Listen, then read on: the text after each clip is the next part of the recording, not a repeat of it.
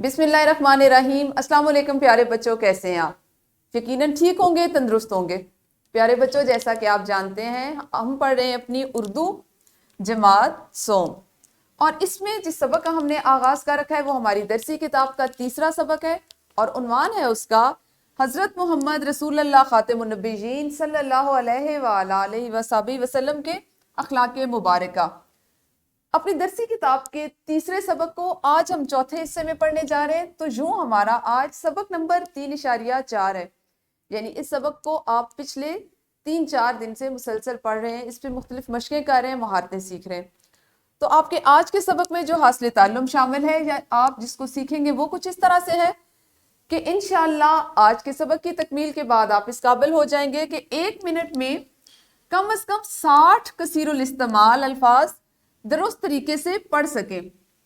آج ہم خاص طور پر پڑھنے کی سرگرمیاں کریں گے، اور پڑھنے میں بھی ہم اپنی رفتار کو، اس کی روانی کو پیش نظر رکھیں گے، کیونکہ ہمارا حاصل تعلم بھی یہی ہے اور اسی کی ہم نے مشق کرنی ہے۔ سبق کا آج کا اسلامی نقطہ نظر کچھ اس طرح سے ہے: مہمان نوازی۔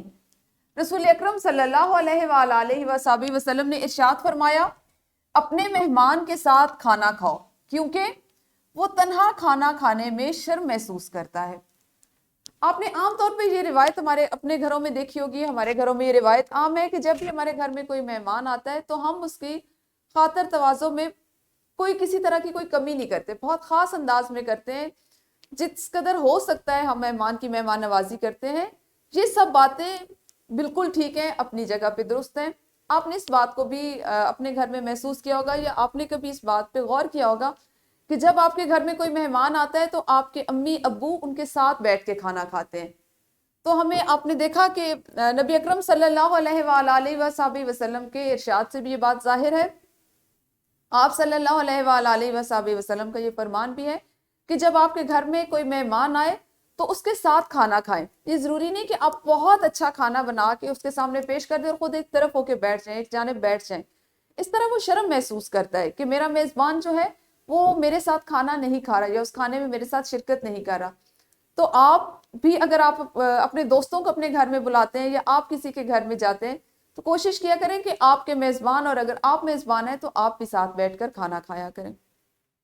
ہم سب سے پہلے کریں گے دہرائی، اور دہرائی میں ہمارے پاس چند الفاظ ہیں جن میں سے واحد ہیں تو آپ نے ان کی جمع بتانی ہے، اور اگر ان الفاظ میں کچھ جمع کے الفاظ ہیں تو آپ نے ان کے واحد بتانے۔ جیسے سب سے پہلا لفظ ہے صحابی۔ اب آپ سوچئے، اس لفظ کو غور کیجئے کہ اس کو ہم واحد کے زمرے میں لائیں گے یا جمع کے میں۔ اگر یہ واحد ہے تو آپ نے اس کی جمع اپنی معلمہ کو بتانی ہے، اور اگر یہ لفظ جمع کا معنی دے رہا ہے تو آپ نے اس کا واحد بتانا ہے۔ اسی طرح آپ کے پاس ایک لفظ ہے جوتے، اگلا لفظ ہے پرندہ، پھر آپ کے پاس ہے کھانا، بلی اور غبارے۔ ہم نے کل چونکہ اس سے پہلے والے سبق میں واحد جمع اور الفاظ متضاد پڑھے، تو ہم ساتھ ہی متضاد الفاظ کے جو دہرائی ہے وہ بھی کر لیتے ہیں۔ آپ کے لیے چند مزید الفاظ رکھے گئے جن کے آپ نے مجھے متضاد الفاظ بتانے، جیسے ایک لفظ ہے کالا۔ اب آپ نے سوچنا ہے، غور کرنا ہے کہ کالا کا متضاد، درست متضاد کیا ہوگا۔ پھر ہے دن، گہرا، خشک، بلند اور آگے۔ یہ وہ سرگرمیاں ہیں جن کو آپ نے، جن حاصلات تعلم کو آپ سیکھ چکے ہیں، جن کی آپ مشق کر چکے ہیں، جس میں واحد جمع، جمع اور واحد، اور الفاظ کے متضاد بنانا ہے۔ ان سرگرمیوں کو کرنے کے لیے، یعنی اپنے ان حاصلات تعلم کی دہرائی کرنے کے لیے ضروری ہے کہ آپ ویڈیو کو یہیں پہ روکیے اور اپنی معلمہ کے ساتھ مل کر ان کی رہنمائی میں ان حاصلات تعلم کی دہرائی کیجیے۔ یقیناً آپ لوگوں نے دہرائی کر لی ہوگی۔ پیارے بچوں، پڑھنے سے پہلے جیسے ہم ہمیشہ کی طرح سے کچھ ایسی چیزیں کرتے ہیں کہ ہمیں اندازہ ہو جائے کہ آج ہم نے کیا پڑھنا ہے۔ آپ مجھے یہ بتائیں، آپ کے لیے میں نے چند سوالات رکھے ہیں کہ کیا آپ کو کہانیاں پڑھنے کا شوق ہے یا آپ کہانیاں پڑھتے ہیں؟ شاباش، یہ بہت اچھی بات ہے۔ میں نے آپ کو پہلے بھی بتایا تھا کہ اردو انگریزی اخبارات سے، کہانیوں کی کتابوں سے کہانیاں ضرور پڑھا کریں۔ اس کے کئی فائدے ہیں، جیسے کہانیاں پڑھنے سے آپ کی رفتار، آپ کی روانی جو ہے اس میں اضافہ ہوتا ہے، ذخیرہ الفاظ میں اضافہ ہوتا ہے، آپ کو اچھی اچھی چیزوں کے بارے میں معلومات ملتی ہیں، فراہم ہوتی ہیں۔ اچھا، اب آپ مجھے بتائیں کہ کیا آپ سونے سے پہلے کوئی کتاب یا رسالہ پڑھتے ہیں؟ آپ کو ایسی عادت ہے کہ جب آپ سونے لگیں تو آپ کوئی کتاب پڑھیں جو کہانیوں پر مشتمل ہو، یا کوئی رسالہ پڑھیں؟ شاباش، جو بچے پڑھتے ہیں بہت اچھی بات ہے، بہت اچھی عادت ہے ان کی۔ کوشش کریں کہ جو بچے نہیں پڑھتے وہ بھی کوئی مختصر سی کہانی، کسی کتاب کا 1 یا 2 صفحے ضرور پڑھا کریں، اور اس کو اپنی رات کو سونے سے پہلے کی ایک عادت بنا لیں۔ اس کے بعد آپ مجھے بتائیے کہ آپ کتنی دیر میں ایک کہانی پڑھتے ہیں؟ آپ کی رفتار سے متعلق یہ سوال ہے، آپ کی روانی سے متعلق یہ سوال ہے کہ آپ کو اگر ایک کہانی دی جائے جو 1 صفحے پر مشتمل ہو، آپ اس کو کتنی دیر میں پڑھ سکتے ہیں؟ بالکل صحیح ہے، کچھ بچے اس کو 3 منٹ میں پڑھتے ہیں، کچھ 5 منٹ میں پڑھتے ہیں۔ تو جو بچے ذرا زیادہ آہستہ رفتار میں پڑھتے ہیں، کوشش کریں کہ اپنی رفتار کو، پڑھنے کی رفتار کو تھوڑا سا تیز کریں۔ اور آپ مجھے اب بتائیے کہ آپ جلدی جلدی پڑھتے ہیں یا رک رک کر؟ ایسا ہوتا ہے کہ آپ، بہت سے الفاظ ایسے ہوتے ہیں نا کہ جن کو آپ دیکھتے ہیں تو وہ آپ ان سے اتنے واقف ہوتے ہیں، اتنے مانوس ہوتے ہیں کہ وہ جب آپ کی نظروں کے سامنے سے گزرے ہوتے ہیں تو آپ پہلے سے ان کو ادا کر رہے ہوتے ہیں۔ کیوں؟ کیونکہ وہ ہم ان سے واقف ہوتے ہیں، وہ ہمارے ذہن میں محفوظ ہوتے ہیں۔ تو آپ آیا ایسے الفاظ جب آپ کی کہانی میں آتے ہیں تو آپ اس کو تیزی سے پڑھ لیتے ہیں یا رک رک کر، اٹک اٹک کر پڑھتے ہیں؟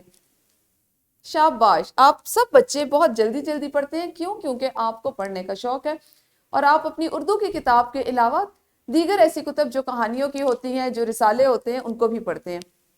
پیارے بچوں، اس سے آپ کو اندازہ ہوا ہوگا کہ یہ تمام سوالات ہمارے آج کے سبق سے متعلق اس کے آغاز سے قبل کے ہیں، اور آج آپ نے کیا کرنا ہے کہ ہم نے سبق کی جو بلند خوانی کرنی ہے، سبق نمبر 3 ہے ہمارا، اور اس کے ہم نے پہلے نصف کی بلند خوانی کرنی ہے، یعنی پہلا جو حصہ ہے ہم اس کو پڑھیں گے، لیکن خاص طور پر اس میں جو بات آج ہم نے ذہن میں رکھنی ہے وہ یہ ہے کہ آپ کی رفتار مناسب ہو، آپ کی پڑھنے کی رفتار جو ہے وہ مناسب، اور اس میں الفاظ میں روانی ہو، یعنی کم از کم 1 منٹ میں آپ 60 الفاظ پڑھنے کے قابل ہو سکیں۔ ہمارے آج کے سبق کے جو خاص الفاظ ہیں، یعنی جو آج کے حصے آج کے متن میں شامل ہوں گے، اس میں شامل ہے ولادت یعنی پیدائش، بابت اس کی وجہ سے یا اس کے طور پر، انعقاد منعقد ہونا کسی چیز کا۔ بلند خوانی ہم کر لیتے ہیں، اس کے لیے ضروری ہے کہ آپ اپنی اردو کی درسی کتاب کھولیں، سبق نمبر 3 نبی اکرم صلی اللہ علیہ وآلہ وصحبہ وسلم کے اخلاق مبارکہ، اس کو کھولیے اور اس کو میں آپ کے سامنے پڑھوں گی۔ آپ نے غور سے سننا ہے۔ سننے کا مقصد یہی ہے کہ اس سے قبل ہم نے مختلف زبان شناسی کی مہارتیں سیکھتے ہوئے، مختلف مشقیں کرتے ہوئے اس سبق کو پہلے سے پڑھ رکھا ہے۔ میں نے آپ کو گھر سے پڑھنے کے لیے کہا، میں نے آپ سے جماعت میں بھی خود سے پڑھنے کے لیے یہ سرگرمیاں اس لیے کروائی تھیں تاکہ آج جب ہم اس کا باقاعدہ آغاز کریں تو آپ پڑھنے میں رواں ہو چکے ہوں۔ نبی اکرم صلی اللہ علیہ وآلہ وصحبہ وسلم بچپن ہی سے بلند اخلاق کے مالک تھے۔ آپ صلی اللہ علیہ وآلہ وصحبہ وسلم نے فضول کھیلوں میں کبھی بھی حصہ نہ لیا۔ آپ صلی اللہ علیہ وآلہ وصحبہ وسلم ہمیشہ صاف ستھرے رہتے۔ آپ صلی اللہ علیہ وآلہ وصحبہ وسلم بہت کم گو تھے اور ہمیشہ سچ بولتے تھے۔ آپ صلی اللہ علیہ وآلہ وصحبہ وسلم اپنے اعلیٰ اخلاق کی وجہ سے لوگوں میں مشہور ہو گئے۔ جب بھی سچائی اور دیانتداری کا ذکر ہوتا تو سب کی توجہ آپ صلی اللہ علیہ وآلہ وصحبہ وسلم کی طرف جاتی تھی۔ آپ صلی اللہ علیہ وآلہ وصحبہ وسلم جب جوان ہوئے تو تجارت کرنے لگے۔ تجارت میں آپ صلی اللہ علیہ وآلہ وصحبہ وسلم کی سچائی اور دیانتداری کی شہرت دور دور تک پھیل گئی۔ لوگ آپ صلی اللہ علیہ وآلہ وصحبہ وسلم کو صادق اور امین کے لقب سے پکارنے لگے۔ حضور اکرم صلی اللہ علیہ وآلہ وصحبہ وسلم نے فرمایا، امانت کے طور پر رکھی گئی شے کو واپس کر دینا چاہیے۔ سنن ترمذی سے یہ روایت لی گئی ہے، یا آپ صلی اللہ علیہ وسلم کا یہ جو قول ہے اس کو لیا گیا۔ عرب میں ہر سال ایک مشہور تجارتی میلے کا انعقاد کیا جاتا تھا۔ آپ صلی اللہ علیہ وآلہ وصحبہ وسلم بھی ان میلوں میں اپنا سامان تجارت لے جایا کرتے۔ آپ صلی اللہ علیہ وآلہ وصحبہ وسلم کی دیانتداری کی وجہ سے لوگ آپ صلی اللہ علیہ وآلہ وصحبہ وسلم کا سامان ہاتھوں ہاتھ خرید لیتے۔ ایک مرتبہ ایک میلے میں آپ صلی اللہ علیہ وآلہ وسلم 20 اونٹ لائے، مگر کسی ضروری کام کی وجہ سے آپ صلی اللہ علیہ وآلہ وصحبہ وسلم کو باہر جانا پڑا۔ تو آپ صلی اللہ علیہ وآلہ وسلم اپنے غلام کو تاکید فرما گئے کہ ان 20 اونٹوں میں سے ایک اونٹ لنگڑا ہے، اگر کوئی اسے خریدنا چاہے تو اس کی نصف قیمت وصول کرنا۔ آپ صلی اللہ علیہ وآلہ وسلم یہ بات ارشاد فرما کر وہاں سے تشریف لے گئے۔ غلام کو بات یاد نہ رہی اور اس نے وہ لنگڑا اونٹ بھی پوری قیمت میں ہی فروخت کر دیا۔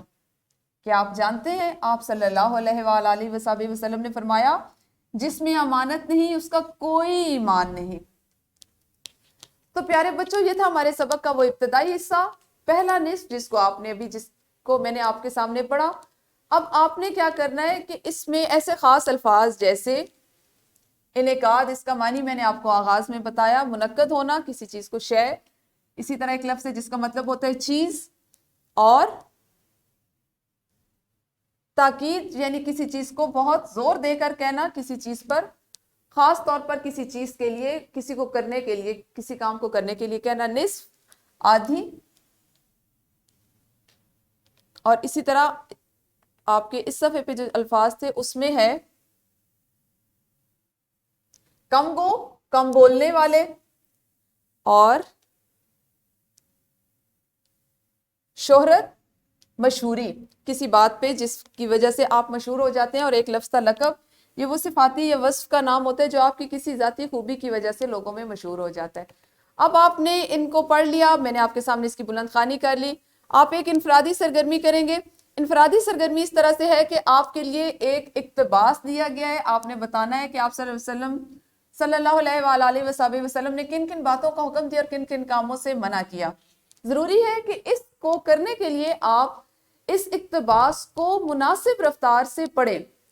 اس کے ساتھ ساتھ جتنا حصہ ابھی ہم نے اپنی جماعت میں پڑھا ہے وہ اپنی معلمہ کی مدد سے، ان کی رہنمائی سے مختلف حصوں میں ایک ایک پیرے کو، ایک ایک اقتباس کو پڑھیں، لیکن کوشش یہ کیجئے گا کہ آج آپ کی رفتار اتنی مناسب ہو کہ آپ 1 منٹ میں کم از کم 60 الفاظ کو ضرور پڑھ سکیں۔